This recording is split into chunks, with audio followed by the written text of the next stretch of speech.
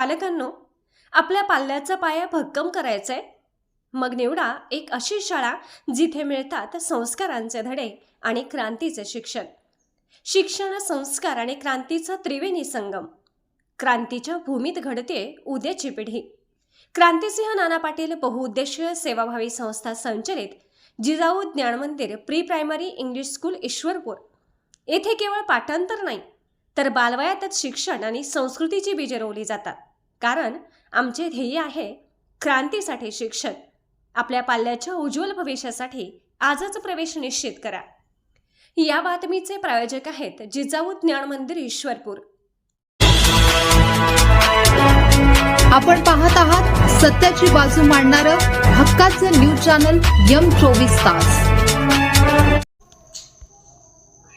सांगलीत नववर्षाच्या स्वागतालाच कॉलेज समोर तरुणाचा भर दिवसा खून. पोलिसांनी अवघ्या 2 तासात संशयितांना घेतल्या ताब्यात. नववर्षाच्या स्वागतालाच कॉलेज कॉर्नर परिसरातील NS लॉ कॉलेजच्या दारात पूर्व वैमनस्यातून विष्णू सतीश वडर वय 23 राहणार वडर कॉलनी याचा धारदार शस्त्राने खून करण्यात आला. खुनानंतर दोघे संशयित पसार झाले. अवघ्या 2 तासात विश्रामबाग पोलिसांनी संशयित आर्यन हेमंत पाटील वय 23 राहणार रत्नदीप हाऊसिंग सोसायटी कुपवाड याला साथीदारासह ताब्यात घेतले आहे. 1.5 वर्षापूर्वी आर्यनवर ज्या चौकात हल्ला झाला होता त्याच चौकात विष्णूवर वार करून हल्ल्याचा बदला घेतल्याचा प्रकार घडला. संशयित आर्यन पाटील आणि मृत विष्णू वडर यांच्यात 1.5 वर्षांपूर्वी रागाने बघण्यावरून वाद झाला होता. आर्यन पाटील हा तेव्हा छायाचित्रकार म्हणून काम करत होता. रागाने का बघितलास म्हणून त्याच्यावर NS लॉ कॉलेजच्या दारात असलेल्या चौकात 1 जुलै 2024 रोजी चाकूने हल्ला करण्यात आला होता. याबाबत मृत विष्णू वडर, पृथ्वीराज कलगुटके आणि मंथन नामक तरुणाविरुद्ध तेव्हा गुन्हा दाखल झाला होता. 1.5 वर्षापूर्वी झालेल्या हल्ल्याचा आर्यन पाटील याला राग होता.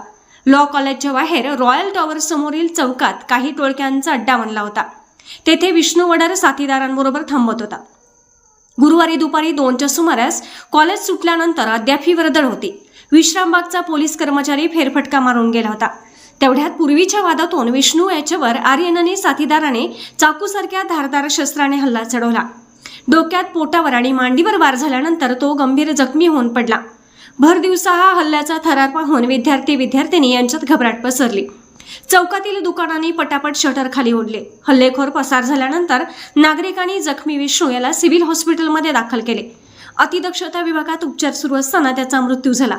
हल्ल्यानंतर उपअधीक्षक संदीप भागवत, विश्रामबागचे पोलीस निरीक्षक सुधीर भालेराव, स्थानिक गुन्हे अन्वेषणचे निरीक्षक संजीव झाडे आदींनी भेट दिली.